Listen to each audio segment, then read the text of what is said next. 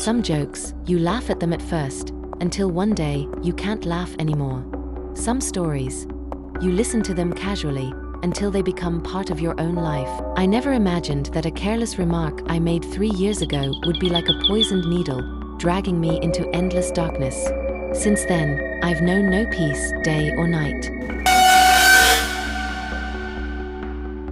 Every university has a few creepy, haunted legends. Our medical school's lab building was no exception. Back then, I was still the type who loved stirring things up and joining in on the fun. That night, a cold wind howled through the lab building. It felt like the perfect setting for some spooky talk. Looking back now, I have no idea what was going through my head. Annan, could you please stop shaking your leg? My pathology notes are practically doing the Samba. If I don't get this stuff down soon, I'm gonna flunk for real. Come on, Senior Ling, relax. I mean, look at this night. The dark sky, the chilly wind, it's perfect for ghost stories. I just read this crazy urban legend about our lab building. It's so good, it'll make your hair stand up. Oh, please. I'm a medical student, a loyal successor to scientific materialism. They're just the result of the brain being overly fatigued. Who's got time for that nonsense? Better to go memorize a few more neural pathways. Now, Senior, you're behind the times. This one's a real spine chiller. They say that every year on May 1st at exactly midnight, when the central tower clock chimes the hour, if you're inside the lab, and you light a single lamp, and then take a pen and toss it behind you, the pen starts writing by itself, or a ghost crawls out to say hi. Oh my dear sister, have you been writing scary stories again? No, seriously. If you throw the pen, and you don't hear it hit the ground, that means there's something unclean behind you, standing there, silently watching. Oh my god, haha. That's hilarious. Where'd you find that one? Some random street-side horror novel? If you don't hear it hit the floor, maybe it just landed in the mop bucket. Or some janitor walked by and picked it up. Can you let me study for my post-grad exam in peace? Back then, I was just a naive kid. I thought if I could scare our top student, I'd feel a sense of accomplishment. But who could have guessed? That one stupid joke would end up being a death sentence for Senior Ning. The next day, the sun was shining bright, but the air inside the lab building was colder than ice. The story I had told the night before, laughing and joking as if it were nothing, suddenly took on a horrifying reality. Hey, did you hear? Senior Ning died in the lab last night. What? Wasn't she in great health? She stayed up late all the time, always so full of energy. Yeah, they said it was sudden cardiac arrest. Such a shame. Although the official cause of death was said to be a sudden heart attack, I knew, deep down, I knew it wasn't that simple. 3 years passed in a blur. Now, I'm just another face in the crowd of post-grad exam candidates. I've become the very image of who she was back then, buried in books, clinging to a fragile hope, spending countless nights and days studying in this same old building. But fate is a cruel, twisted thing.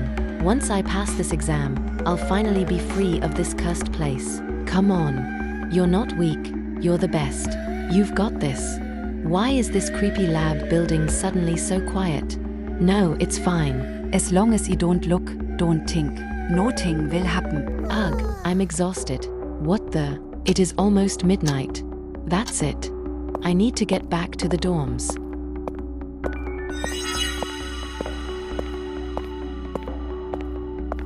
I don't know why I did it, but instead of heading back, I found myself walking toward the lab where Senior Ning had died. The room looked like it had been left untouched for years. A thin layer of dust coated the surfaces. The air still seemed to hold a lingering trace of that same cold despair from 3 years ago.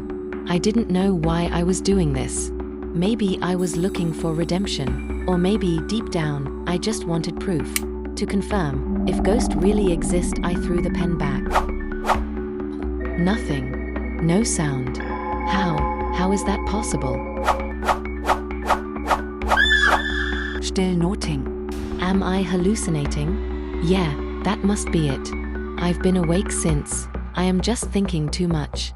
I have to leave here.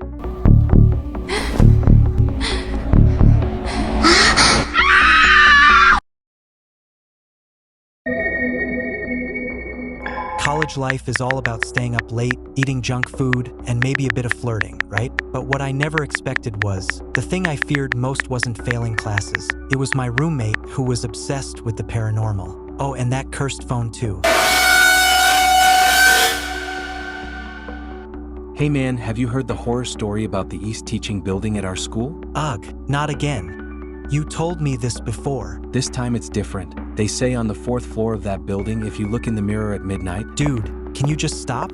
I'm not in the mood for ghost stories. But this one's real. I heard the girl who experienced it dropped out of school. They said she got possessed or something. All right. Sounds like you're the one who should be taking a break. All the supernatural junk you keep reading is nonsense.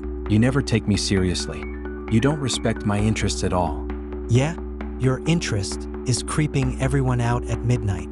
My roommate, Henry, is a full-blown paranormal enthusiast. Every night, it's like he gets possessed or something.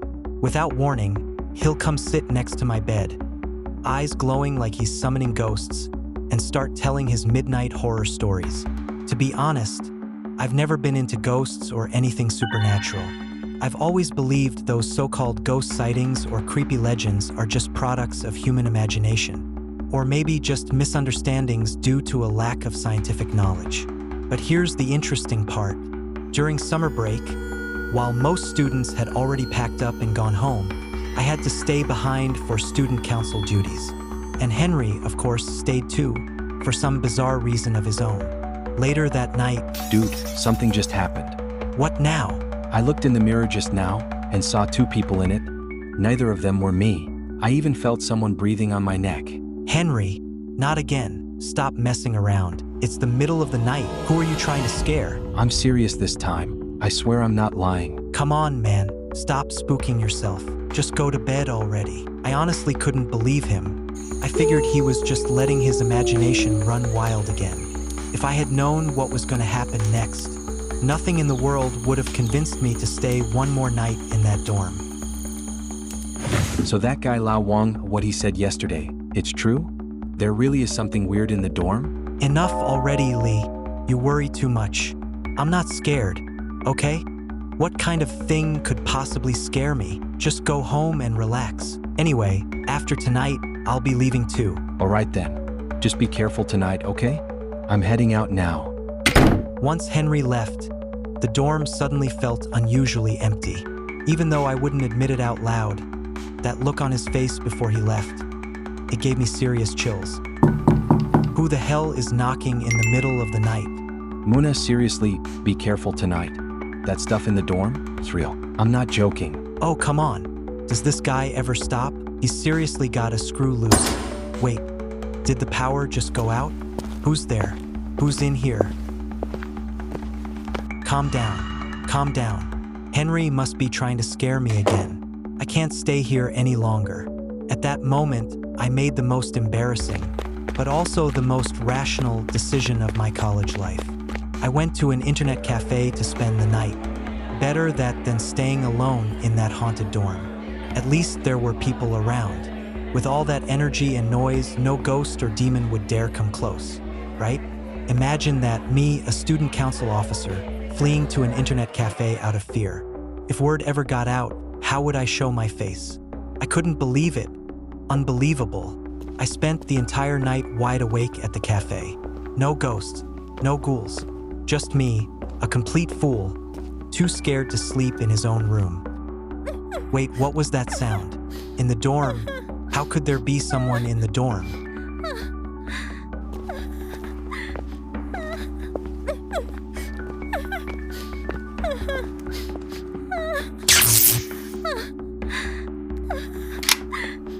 Henry, you bastard. You dare prank me like this? Just wait till the semester starts. I swear, I'm going to break your legs. Hey Muna, how'd you sleep last night? Me? Oh, I slept great. Slept like a baby all the way till morning. Best sleep ever. For real? Nothing weird happened in the dorm? I gotta go. I'm packing up now. Getting ready to leave. After that, Henry called me a few more times. I kept my cool, acting like nothing happened. No way I'd admit that I spent the night in an internet cafe, scared out of my mind over a ghost that probably didn't even exist. But there is one thing I know for sure.